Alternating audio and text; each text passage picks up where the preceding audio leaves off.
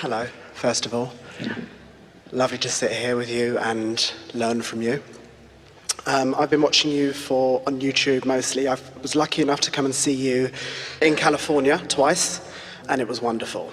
And just I think it was October, I was at work, and I was looking at your schedule on your website to see, if you were going to be anywhere that I could fly over to the States and come and see you.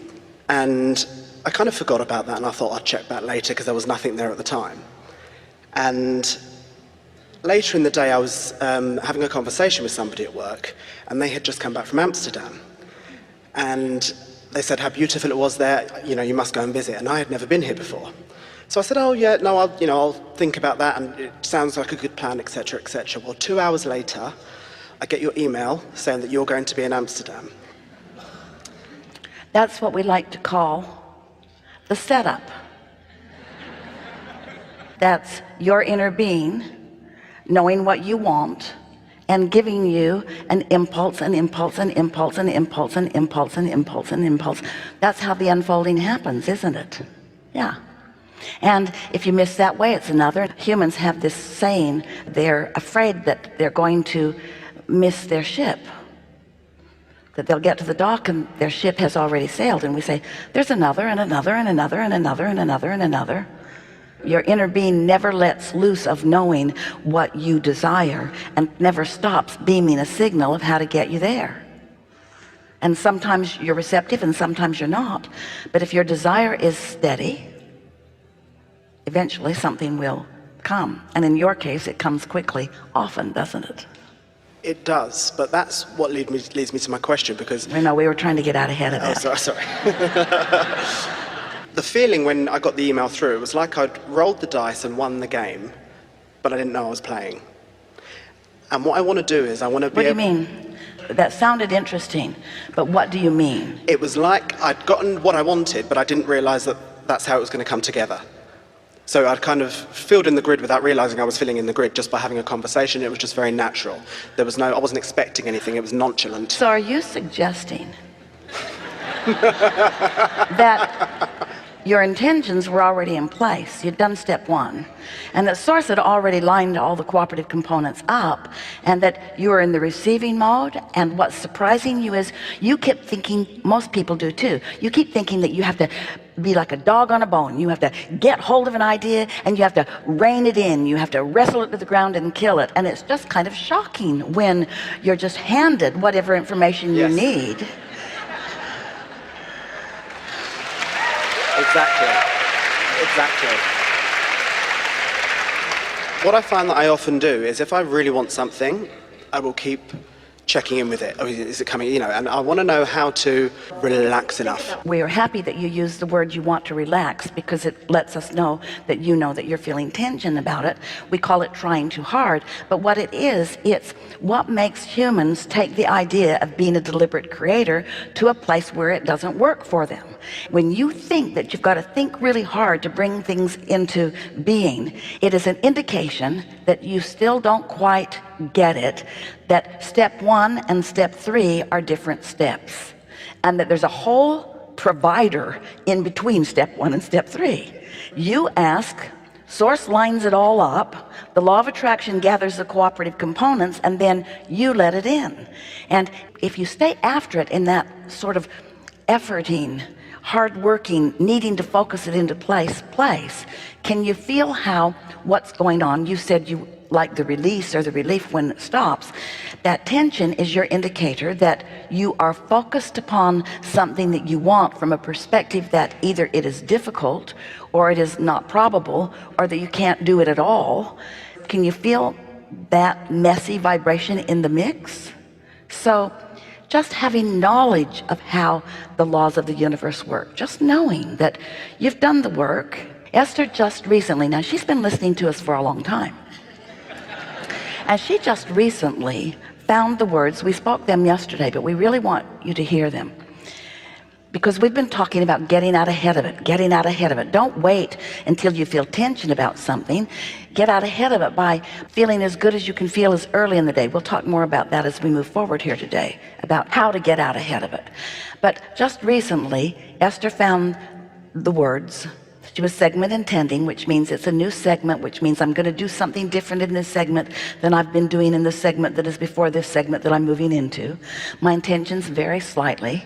It's a new segment when the phone rings, and a new segment when you place a call. It's a new segment when you get into a vehicle. It's a new segment when somebody else joins you at the dinner table. Lots of new segments. And your intentions do change with every segment. Every time a new person enters your atmosphere, the vibrational dynamic shift. And if you're tuned in, tapped in, turned on, then you're ready for the impulse that will serve you and them in the best way. But if you are not deliberate about it, if you are sloppy in your thinking, then not so much. So these words make people like you work too hard at all of this. Like, you've got to think. And what we want to help you to see is we want you to feel.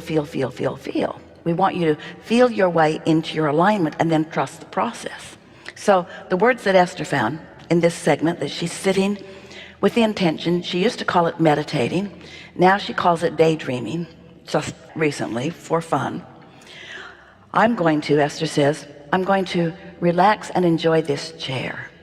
And I'm going to feel the ease of my world. She uses different words every time. These are not words that she's memorized. They're just words that reflect what she's reaching for in this segment. I'm going to close my eyes and I'm going to relax, and I'm going to isolate a sound in the room. Because that sound may be a fan, maybe the air conditioner, it might be something coming from the refrigerator. It depends, lots of different places. Sometimes it's the hum of the airplane. Sometimes she gets an app out and plays Central Air off of an app, or airliner white noise.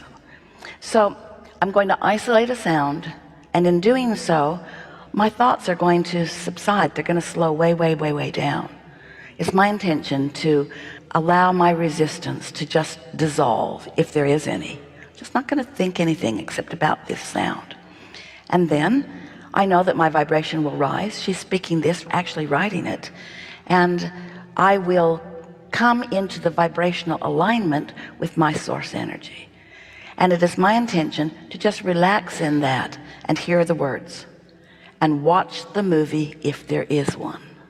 Not create a movie, not solve a problem, not fix something that is broken, not reconcile a relationship, not any of that stuff that causes you to think and therefore introduce resistance. This is a step 3 moment. This is the moment when you relax and allow the work that you've already done to be realized by you. So just knowing what this moment is. In other words, step 1, you don't have to plan for step 1. Step 1 will just come to you. Sometimes it feels like it's coming at you. Life just delivers anything that you've got going on in your vibration.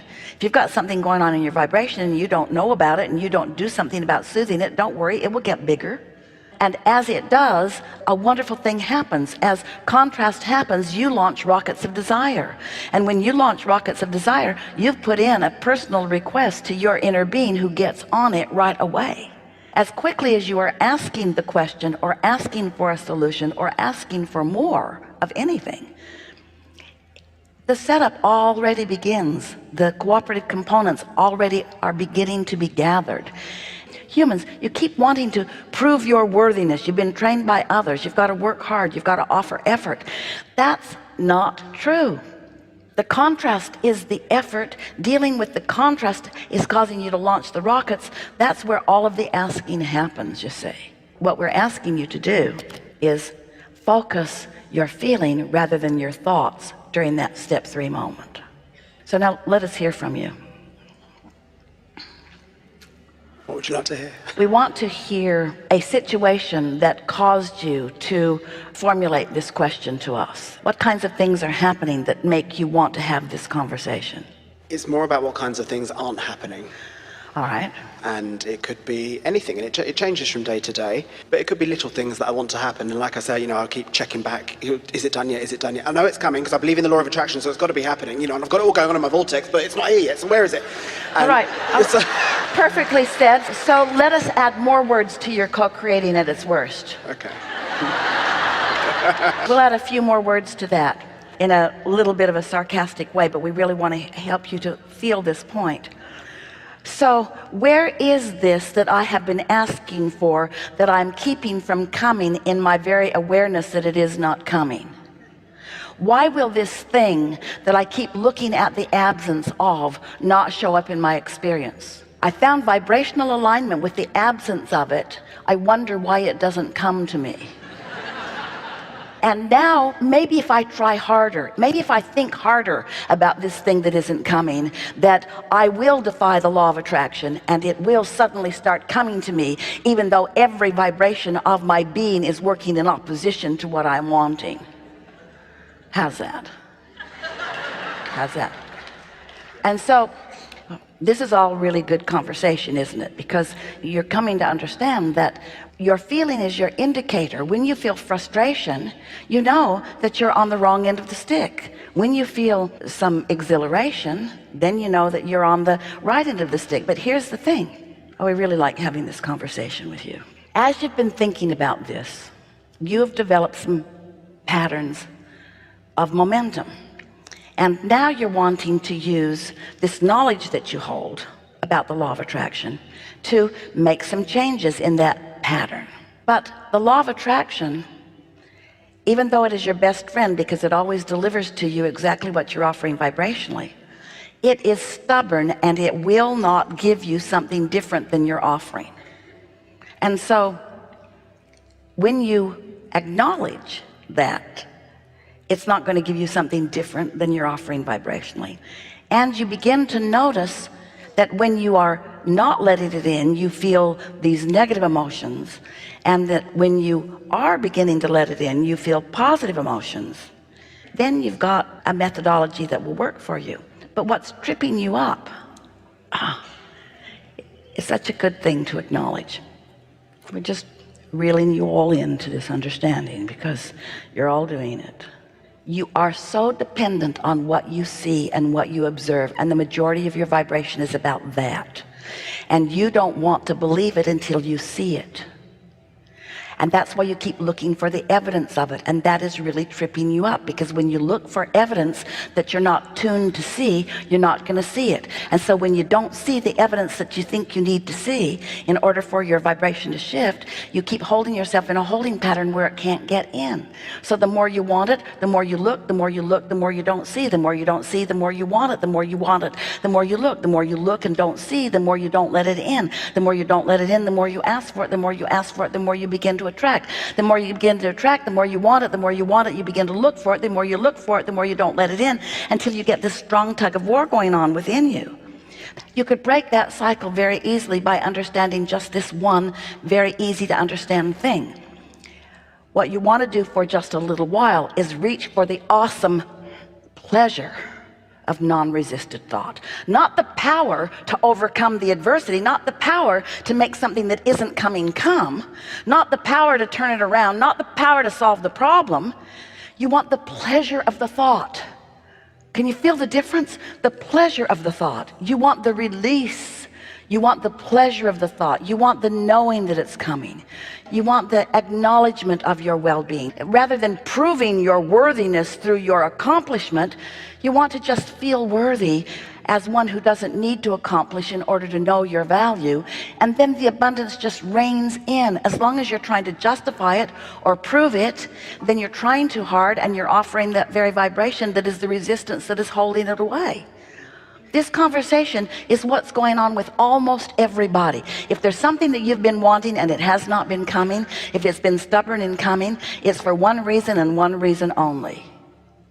You're looking for it to come rather than looking for a feeling of calm which will let it come.